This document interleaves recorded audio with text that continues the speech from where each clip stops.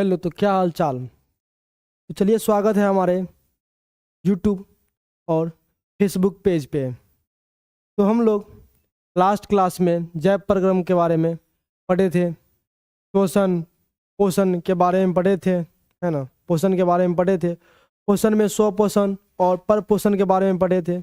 पर पोषण में हम पढ़ रहे थे जंतुओं में पोषण के बारे में। जंतुओं में पोषण में अमीबा में पोषण और पैरामेशियम में पोषण पढ़ लिए थे। हमारा डे 3 कंप्लीट हो गया था। आज हम लोग डे 4 स्टार्ट करेंगे। हमारा जो सीरीज है बिहार बोर्ड मैट्रिक परीक्षा 2027 का बायोलॉजी का जैव प्रक्रम पोषण का डे 4 है। आज हमारा डे 4 है आज। तो चलिए स्टार्ट करते हैं, है ना। आज हम लोग पढ़ेंगे मनुष्य में पोषण। तो मनुष्य में पोषण, मानव एक बहुकोशिकीय जीव है जिसमें प्राणी संपोषण पाए जाते हैं। मानव जो है मानव एवं कोशिका से बनेगा जी? अरे नहीं बनेगा। मानव बहुकोशिकीय जीव है जिसमें प्राणी संपोषण पाया जाता है ना। चलिए, मानव में पोषण कैसे होता है उसके बारे में जानते हैं। पहले पाचन है। क्या चीज? पाचन, जिसको अंग्रेजी में हम लोग बोलते हैं डाइजेस्टिव, है ना। वह क्रिया जिसके द्वारा जंतुओं में जटिल यौगिक टूटकर छोटे छोटे अणुओं में विभक्त होता है, उसे ही पाचन कहा जाता है। मतलब पाचन होता क्या है? पाचन एक क्रिया है। पाचन क्या? एक क्रिया है जिससे एक जटिल यौगिक टूटकर छोटे छोटे भागों में विभक्त हो जाता है, छोटे छोटे भागों में बट जाता है। उसी को हम लोग पाचन कहते हैं। और उसी को हम लोग क्या कहते हैं? पाचन कहते हैं, है ना। नोट में देखिएगा, नोट में कार्बोहाइड्रेट वसा और प्रोटीन का पाचन होता है। कार्बोहाइड्रेट, वसा और प्रोटीन का पाचन होता है, लेकिन जल, खनिज एवं विटामिन का पाचन नहीं होता है। इसका अवशोषण होता है, क्योंकि इसका अणु बहुत छोटा होता है। है ना। इसका अणु बहुत छोटा होता है। अगला नोट देखिएगा, पाचन का मुख्य कार्य होता है भोजन से ऊर्जा का निर्माण करना। पाचन का मुख्य कार्य होता है भोजन से ऊर्जा का निर्माण करना। ऊर्जा कैसे बनता है? भोजन से ऊर्जा, अरे बनता कैसे है? तो हम लोग ये चीज पढ़ेंगे श्वसन में। यहाँ पे जो पोषण है, पोषण जब ये श्वसन में बदल जाएगा तब हम लोग पढ़ेंगे भोजन से ऊर्जा बनता कैसे है। उसके बारे में हम बारीकी से जानेंगे, है ना। अगला है हमारा पाचन तंत्र, डाइजेस्टिव सिस्टम। अरे वैसा तंत्र जिसके द्वारा भोजन का पाचन होता है, उसे ही क्या कहा जाता है? अरे पाचन तंत्र कहा जाता है। उसे क्या कहा जाता है? पाचन तंत्र कहा जाता है। वैसा तंत्र जिसके द्वारा भोजन का पाचन होता है, उसे ही पाचन तंत्र कहा जाता है। देखिएगा, पाचन तंत्र का सबसे बड़ा अंग कौन सा होता है? तो आहार नाल। पाचन तंत्र का सबसे बड़ा अंग आहार नाल होता है। आहार नाल की लंबाई कितनी होती है? तो 8 से 10 मीटर यानी कि 20 फीट। 8 से 10 मीटर यानी कि 32 फीट। कितना फीट? अरे 32 फीट, है ना। चलिए, अब आहार नाल के बारे में जानते हैं, है ना। आहार नाल के मुख्य 7 अंग है। जो कि निम्नलिखित मतलब नीचे है। पहला है मुख्य। पहला क्या है जी? मुख्य और मुख्य गुहा, जिसको इंग्लिश में मथ एंड बसल कैविटी बोलते हैं, है ना। अगला है ग्रसनी। अगला क्या है बड़े? ग्रसनी। इसके बाद क्या है? ग्रसनली। इसके बाद क्या है, ग्रास नली, इसके बाद क्या है, अमाशय, इसके बाद क्या है, अमाशय, और इसके बाद क्या है, बरियात, इसके बाद क्या है, बरियात, इसके बाद क्या है, बरियात, इसके बाद क्या है, इसके बाद क्या है, छोटी आंत, छोटी आंत, और इसके बाद क्या है, गुदा, गुदा एनस, इसी गुदा को हम गुर्दा भी बोलते हैं, इसी गुदा को हम गुर्दा भी बोलते हैं। अरे समझे। अब इसके बारे में डिटेल में चर्चा करेंगे। आज के क्लास में हम लोग मुख्य के भाग के बारे में चर्चा करेंगे। मुख्य पूरा खत्म भी नहीं होगा आज के क्लास में, बस स्टार्ट होगा मुख्य। मुख्य और मुख्य गुहा जो है आज प्रारंभ करते हैं। तो चलिए, मुख्य गुहा, मुख्य गुहा आहार नाल का सबसे अगला भाग को मुख्य गुहा कहा जाता है। आहार नाल के सबसे अगले भाग को जो है मुख्य गुहा कहा जाता है ना। मुख्य गुहा में जीभ, दांत और लार ग्रंथि स्थित होते हैं। मुख्य गुहा में जीभ, दांत और लार ग्रंथि स्थित होते हैं, जहां से भोजन का पाचन प्रारंभ होता है ना जी। जहां से भोजन ग्रहण किया जाता है और भोजन का पाचन शुरू होता है। मतलब मुख गुहा से ही हम भोजन का ग्रहण करते हैं ना जी। अरे मुख गुहा से भोजन लिए और वहीं से पाचन प्रारंभ हो जाता है। हमारे शरीर में भोजन का पाचन मुख गुहा से ही होता है। हमारे शरीर में जो है भोजन का पाचन मुख गुहा से होता है। भोजन मुख में लेते ही, भोजन को मुख में लेते ही भोजन का पाचन प्रारंभ हो जाता है। भोजन का पाचन प्रारंभ हो जाता है। अगला ऑब्जेक्टिव है जी, भोजन का पाचन प्रारंभ कहाँ से होता है। अरे भोजन का जो पाचन है वो प्रारंभ कहाँ से होता है, तो होगा मुख गुहा से।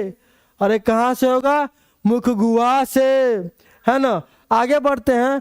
मुख गुहा में दांत भी होता है, मुख गुहा में दांत भी होता है। तो चलिए दांत के बारे में चर्चा करते हैं, दांत के बारे में चर्चा करते हैं। दांत, टूथ। मुख गुहा में वैसा अंग, मुख गुहा में वैसा अंग जो भोजन को छोटे छोटे भागों में बांटने का काम करती है, जो भोजन को छोटे छोटे भागों में बांटने का काम करती है, उसे क्या कहा जाता है। अरे दांत कहा जाता है। समझे ना समझे, देखिए भोजन को यदि हम भोजन मुख से लेते हैं और हमारा दांत भोजन को छोटे छोटे भागों में बांटा, हमारा दांत जो है भोजन को छोटे छोटे रूपों में बांटा, इसी को बांटने का काम करती है, उसे दांत कहा जाता है। अगला देखिएगा, मानव के शरीर में सबसे कठोर अंग कौन सा होता है। मानव के शरीर में सबसे कठोर अंग, अरे दांत होगा। मानव के शरीर में सबसे कठोर अंग दांत होगा। देखिए यही है जी दांत। आगे देखिए, दांत के मुख्य रूप से कितने भाग होते हैं। एक बात ध्यान रखिएगा, हम लोग आज दांत के भाग, दांत के परत और दांत के प्रकार के बारे में पढ़ेंगे। दांत के भाग, परत और प्रकार सभी अलग अलग हैं, तो अच्छे से ध्यान देके सुनिएगा। भाग के बारे में बोलेंगे तो भाग के बारे में सुनिएगा, प्रकार के बारे में बोलेंगे तो प्रकार के बारे में समझिएगा, और परत के बारे में बोलेंगे तो परत के बारे में समझिएगा, है ना। भाग, प्रकार और परत तीनों का तीनों अलग अलग चीज है। अभी हम सबसे पहले भाग के बारे में पढ़ रहे हैं, है ना। दांत के मुख्य रूप से 3 भाग होते हैं। पहला है क्राउन, पहला क्या है, क्राउन। दूसरा है गर्दन और तीसरा है जड़।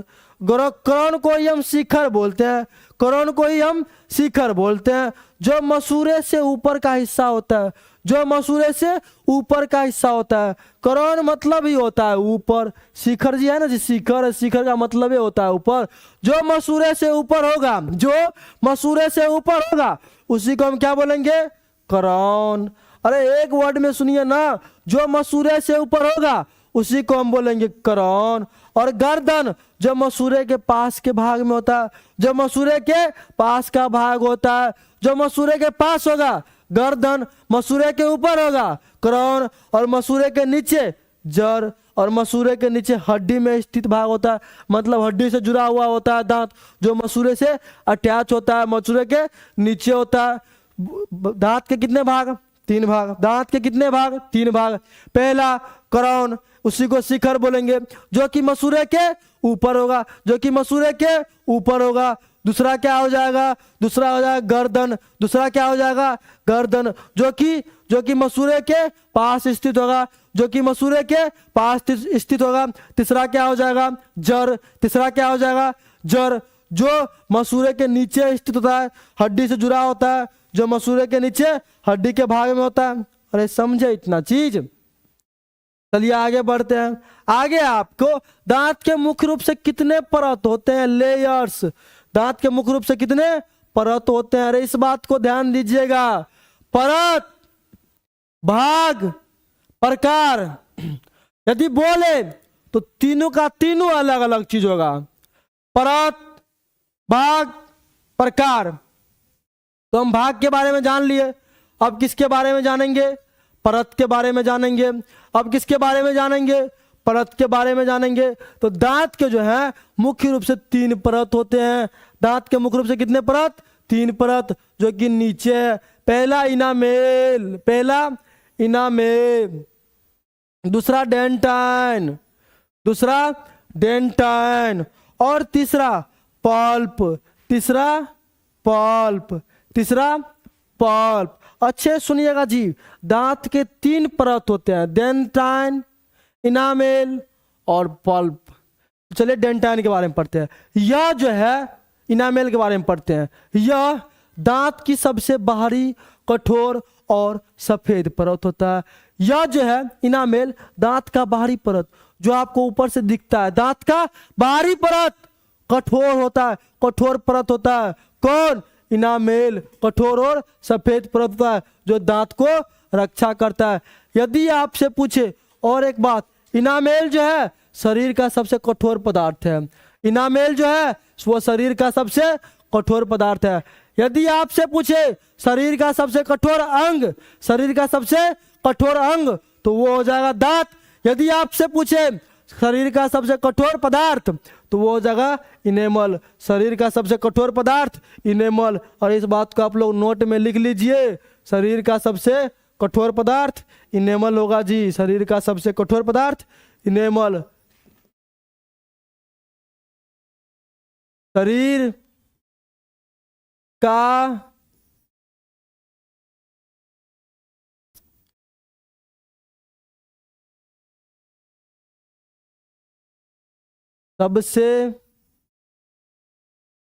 सबसे कठोर पदार्थ इनेमल होगा। और यदि कठोर अंग बोले, कठोर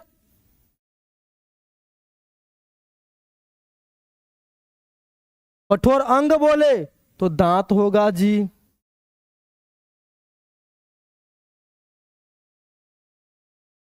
कठोर अंग बोले तो दांत होगा। इस बात को दिमाग में बैठा लीजिए। कठोर पदार्थ बोलेगा तो इनेमल होगा, कठोर पदार्थ बोलेगा तो इनेमल होगा, और कठोर अंग बोलेगा तो दांत होगा। कठोर पदार्थ बोलेगा तो इनेमल होगा, और कठोर अंग बोलेगा तो दांत होगा। कठोर अंग बोलेगा तो दांत, अंग, दांत, पदार्थ इनेमल। शरीर का सबसे कठोर पदार्थ, शरीर का सबसे कठोर पदार्थ इनेमल होता है। क्या होता है? इनेमल। चलिए इसके बारे में जान लिए। दूसरा है डेंटाइन। डेंटाइन क्या है? यह इनेमल के नीचे की परत होती है, जो पीले रंग की होती है और दांत का अधिकांश हिस्सा बनाती है। मतलब इनेमल जो, डेंटाइन जो है दांत के अधिकांश हिस्सा को बनाने का काम करता है, और यह इनेमल की पीछे की ओर स्थित होता है, और यह इनेमल की पीछे की ओर स्थित होता है। कौन? डेंटाइन। अगला है आपको पल्प। क्या है अगला? पल्प। पल्प है, यह दांत के केंद्र में स्थित होता है, स्थित सबसे भीतरी नरम परत होता है, जिसमें नसों और रक्त वाहिकाओं को का पोषण होता है। भाई दांत में भी ना खून जाता होगा। खून कैसे जाएगा? वाहिनी के द्वारा, वो वाहिनी कौन सा होगा? नसेन होगा जी। वो जो नस है वो नस पल्प में ही होता है ना। यह दांत के केंद्र में स्थित होता है, यह दांत के बीच में स्थित होता है, सबसे भीतरी नरम परत होता है, और सबसे नरम परत भी कौन होता है? पल्प। कौन होता है जी? पल्प। दांत का सबसे नरम परत पल्प होगा, जिसमें नसों और रक्तवाहिकाओं को का पोषण होता है। और ये समझे इसके बारे में डिटेल में।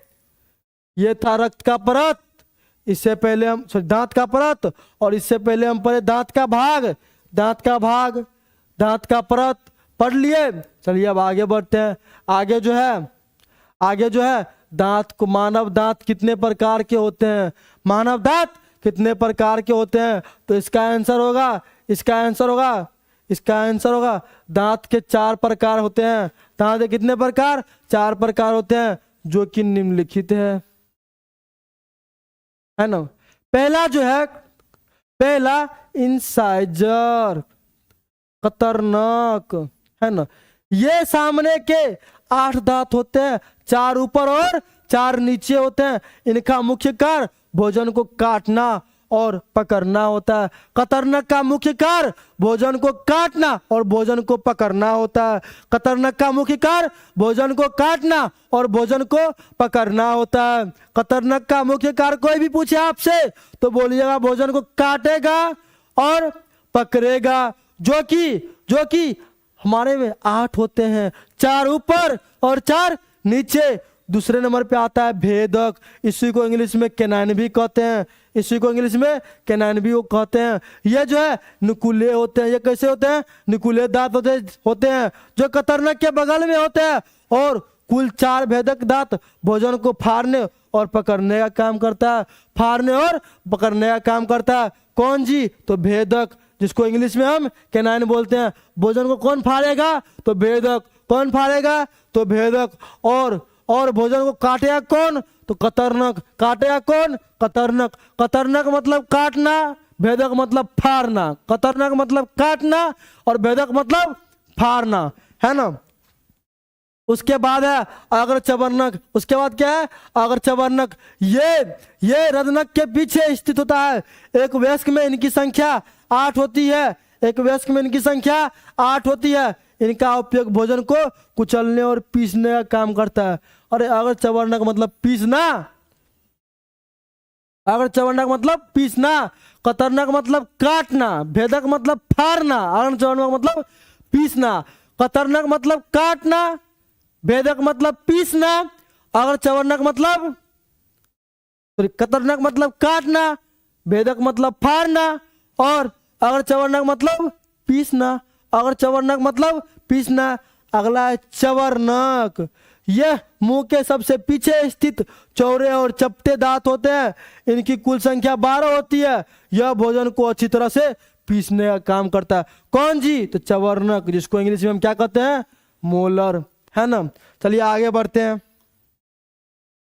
तो अभी तक हम लोग दांत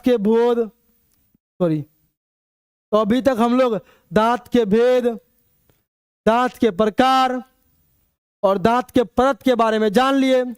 अब हम लोग जानेंगे, देखिएगा एक ऑब्जेक्टिव है। मनुष्य के जीवन काल में दांत मुख्य रूप से 2 बार निकलता है। इसी विशेषता के कारण मानव को द्विबारदंती भी कहा जाता है। मनुष्य के जीवन काल में 2 बार दांत निकलता है। कितने बार? 2 बार। इसी विशेषता के कारण मानव को द्विबारदंती भी कहा जाता है। मतलब 2 बार दांत निकलने वाले को हम द्विबारदंती कहते हैं। और द्विबारदंती से आप क्या समझते हैं? जिसके जीवन काल में 2 बार दांत निकले उसी को हम क्या कहते हैं? द्विबारदंती। अरे क्या कहते हैं? द्विबारदंती। चलिए आगे देखते हैं। आगे एक स्वस्थ वयस्क मनुष्य में मुंह में कुल 32 अस्थायी दांत होते हैं, और इन 32 दांत का वर्गीकरण इस प्रकार से है। मतलब एक वयस्क अवस्था के मानव में, पुरुष हो या महिला हो, मानव में 32 दांत निकलेगा। कितना दांत? 32 दांत निकलेगा। जिसका वर्गीकरण ये है, कतरनक 8 गो रहता है। कतरनक 8 गो रहता है, भेदक 4 गो रहता है, अगर चवर्णक 8 गो रहता है और चवर्णक 12 गो होता है। देखिए जी 8 8 16 4 20 और 12 32 हुआ जी 32। हमेशा हम लोग वेस्ट को ही लेके चलते हैं बायोलॉजी में, है ना। अब आगे देखिए, एक मानव के पूरे जीवन काल में कुल 52 दांत निकलते हैं। एक मानव के पूरे जीवन काल में कुल 52 दांत निकलते हैं। कितने दांत निकलते हैं? एक मानव जब से पैदा लिया तब से लेके जब तक मरेगा तब तक उसके जीवन काल में कुल 52 दांत निकलते हैं। कितने दांत जी? अरे 52 दांत निकलते हैं, देख सकते हैं आप, है ना। आगे है दूध का दांत, मिल्क टीथ। बचपन में निकलने वाले इन दांतों की कुल संख्या 20 होती है। ये दांत अस्थायी होते हैं और समय के साथ गिर जाते हैं। मतलब बचपन में जो दांत निकलता है, बचपन में जो दांत निकलता है उसकी कुल संख्या 20 होती है और यह दांत अस्थायी रूप से नहीं होता है, अस्थायी रूप से होता है, जो कि बड़े होने पर अपने आप गिर जाते हैं, टूट जाते हैं। आप लोग देखे होंगे आपके भी दांत बचपन में सारे के सारे टूटे होंगे। एक साथ सारे के सारे नहीं टूटते, पहले 1 या 2, फिर आराम से सब दांत एक साथ नहीं टूटते, पहले 2 1 2 1 ऐसे करके, लेकिन टूटते सारों 20 के 20 दांत हैं। फिर उसके बाद 32 दांत धीरे धीरे से हमारे मुख में आते हैं, है ना। अगला ये तो था दूध के दांत और अगला अस्थाई दांत, परमानेंट टीथ। दूध के दांत गिरने के बाद उनके स्थान पर और उनके पीछे बाएं दांत निकलते हैं, जिनकी कुल संख्या 32 होती है। ये बात ही बतेबे किए, है ना। तो चलिए आज का क्लास यहीं पे समाप्त करते हैं, मिलते हैं नए वीडियो में। यदि आप हमारे चैनल पे नए हैं तो चैनल को सब्सक्राइब और फेसबुक पेज को फॉलो कीजिए। जय हिंद।